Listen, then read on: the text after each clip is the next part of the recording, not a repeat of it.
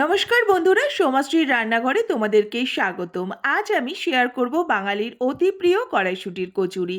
শীত চলে যাওয়ার আগে একবার এভাবে কড়াইশুঁটি বা মটরশুঁটির কচুরি খেয়ে দেখুন, জাস্ট অসাধারণ লাগবে। আর তার সাথে যদি থাকে আলুর দম বা ছোলার ডাল, তাহলে তো কোনো কথাই হবে না। তবে চলুন বন্ধুরা, রান্নাটা শুরু করা যাক। এখানে প্রথমে আমি কিছুটা ফ্রেশ কড়াইশুঁটি ভালোভাবে ছাড়িয়ে পরিষ্কার করে নিয়েছি।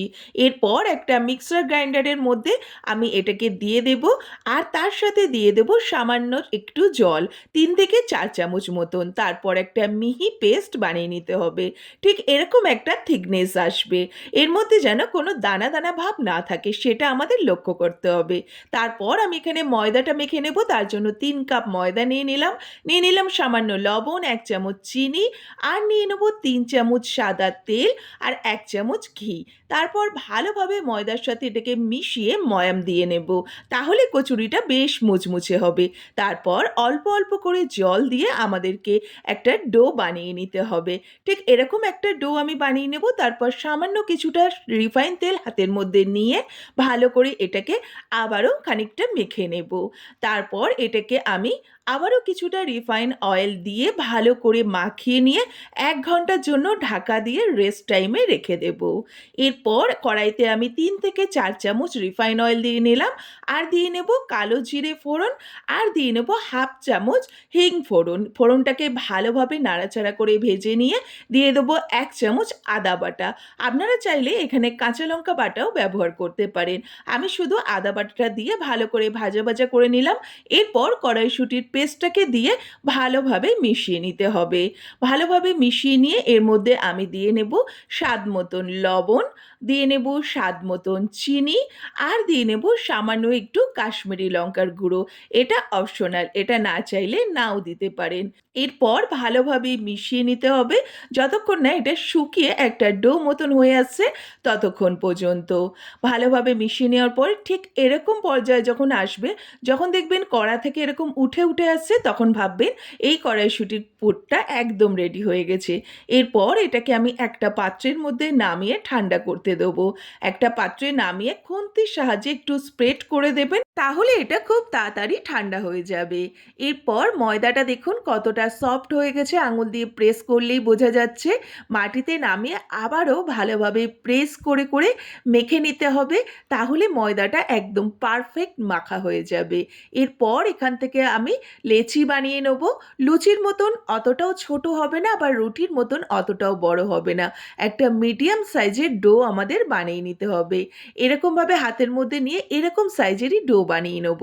আমি প্রত্যেকটা ডো বানিয়ে নিই, আর আপনারা ততক্ষণে ভিডিওটা লাইক করে দিন। আমার এখানে সবকটা ডো বানানো হয়ে গেছে। এরপর আমি কড়াইশুঁটির পুরটা এর মধ্যে দিয়ে নেব। এরকম একটা লেচি নিয়ে হাতের মধ্যে গোল করে দুটো বুড়ো আঙুলের সাহায্যে প্রেস করে করে একটা বাটির মতন আকৃতি করে নিতে হবে।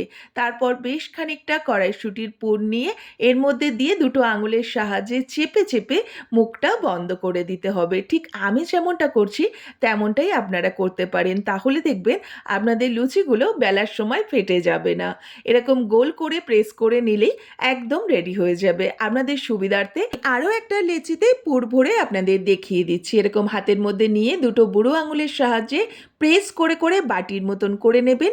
নিচের দিকটা পাতলা করবেন না, ওপর দিকটা পাতলা করে কড়াইশুঁটির পুরটাকে দিয়ে চেপে চেপে আঙুলের সাহায্যে মুখটাকে বন্ধ করে নেবেন।